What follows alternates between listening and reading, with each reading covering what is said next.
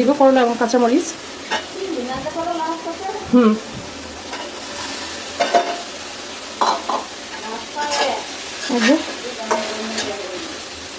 চিংড়ি দিয়ে করলা ভাজি।